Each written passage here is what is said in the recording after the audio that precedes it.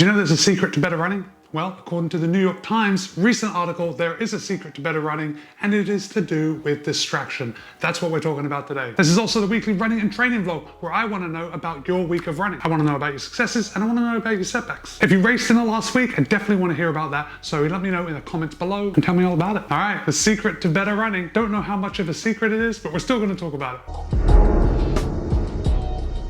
First of all, I am going to link to the New York Times article in the show notes below, so if you wanted to go ahead and read that article after you're done watching this, please go ahead and do that. It is in the show notes. And to be honest, the title of the article actually gave it away. It said, try distraction. And to just boil it all down into a nice manageable nugget, the whole idea of distracting yourself while you're running is to do with a constrained action hypothesis. And this hypothesis has been based on several other sports. For example, golfers have been known to putt better when they're not actually thinking about the mechanics that go into putting. The same thing holds true for footballers. When they're trying to dribble the ball, if they start thinking about dribbling the ball, they do not do it as well as if they just let their mind wander and fall into it. When you're not actively focusing on the task at hand, you can enter that flow state and you can do your chosen task much better. Or at least that's the idea behind it. And it kind of makes sense. It kind of has face validity, at least, because how many times have you been asked by non-runners what you think about when you're running? For people that don't run and for new runners, figuring out something to do with your mind while you're logging those miles, it's a pretty challenging task. That's why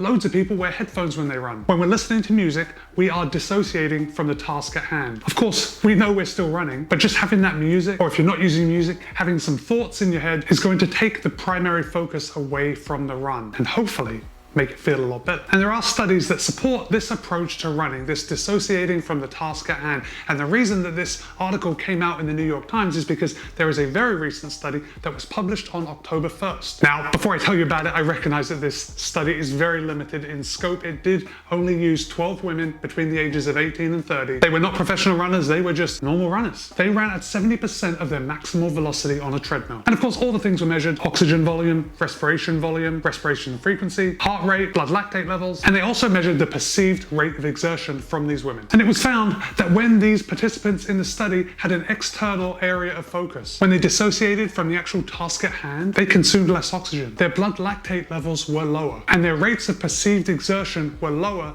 than the participants that actually associated when they run. So association is when you are thinking about the task at hand. You could be thinking about your breathing, you could be thinking about your stride rate, you could be thinking about how you're holding your arms. And what the researchers concluded was that running economy is improved when you dissociate from running. So just like with the golfers and their putting, just like with the footballers and they're dribbling the ball, runners actually get better when they're not thinking about running, according to the study. Hey guys, if you like what you're seeing, if you want to be a more economical runner, why don't you go ahead and give this video a thumbs up. It just helps me and helps the channel, tells YouTube to maybe push it out to other people that may find it more useful. And if you're not already, consider subscribing. I post at least 2 new running videos a week on YouTube. Okay, and now would also be a good time for you to let me know in the comments if you prefer to associate when you're running. So do you think about your running, or do you dissociate? Do you prefer to listen to music?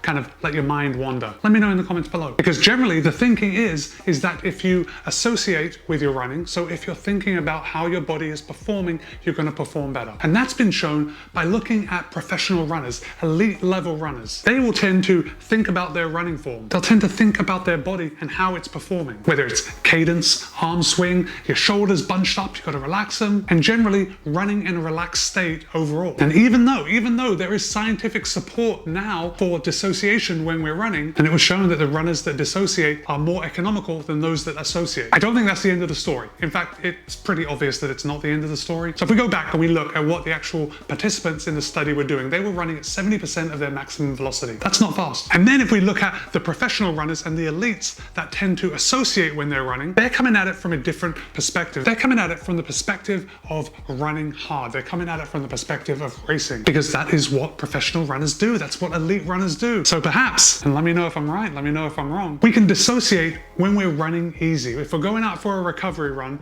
perhaps that is the time to let our mind wander, to think about what you're having for dinner that night, to listen to your music. But when we're doing a workout, when we're running intervals, when we're doing a tempo run, definitely when we're racing, we need to be dialed in on the task at hand. And the reason for that is because when you are running at a race pace, when you're running at something that is not easy, like that 70% of the maximum velocity, when you're running at a pace that is not easy, I hate to state the obvious, but it's not easy. And sometimes it takes a little more work to hold on to that pace. And that work comes in the form of being being tuned in to your body, being tuned in to how relaxed you are. If you're running hard and perhaps you're listening to music and you're drifting off, you might find that your body is getting a little too tense. You might find that your shoulders are bunching up. You might find that you're leaning over at the waist a little too much. But by staying in tune with your body, by keeping an associative style of thinking, so you're thinking about yourself, you're thinking about the run itself, you're thinking about your economy, you're constantly going to be analyzing that. And you can make these micro adjustments before it gets too late, before you get so fatigued from your shoulders being bunched up. You'll be reminding yourself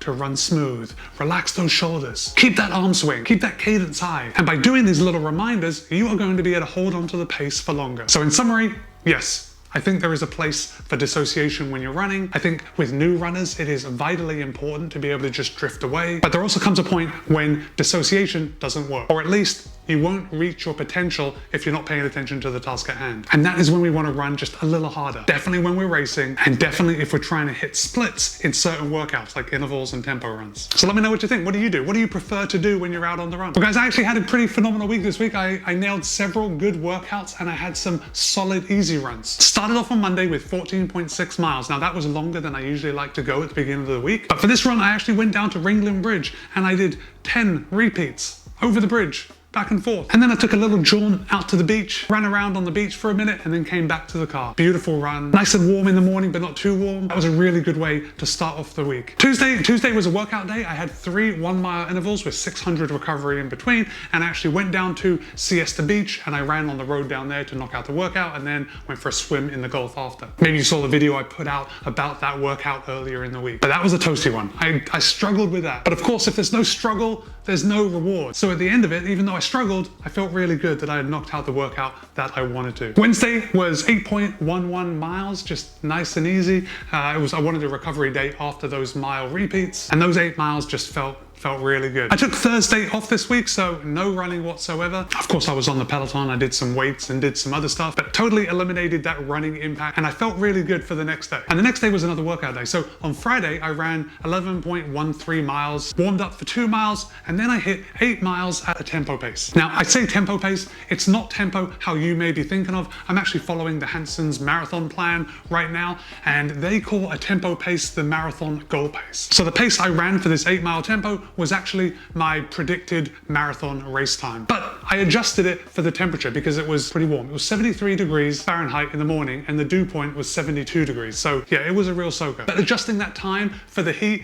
made the run actually doable. I didn't finish that run feeling absolutely thrashed like I have in the past when I don't adjust my pace for the temperature. Saturday was my long run and I managed to knock out 18 miles. I did plan out a route on my watch and I downloaded it to the watch so I could just follow it around, but that was really just testing the watch because I knew where I was going. Now the route I took was actually about 17.3 to 17.5 miles, but I added on a little bit just to make it up to that 18 miles, and I felt pretty good. There were some low points in that long run, but overall, at least at the end, I was feeling really good. Sunday, I woke up pretty stiff, and I decided to ride the Peloton before I went out for my run because I knew I wasn't doing much for a run on Sunday, and I needed to shake out those legs after that long run, so rode the Peloton. Then I went out for 7.1 miles, just super easy. It was very warm, so that helped me to keep the pace down. And overall, I had a pretty good week. I'm very happy with this week and how it went. I managed to knock out a shade over 68 miles, which is about 110 kilometers. And of course, I spent some time in the saddle on the Peloton. I managed to knock out around 154 miles, which is about 248 kilometers. So yeah, another good week in the bag. You know the drill. If you're not subscribed, consider doing so right now. Give this video a thumbs up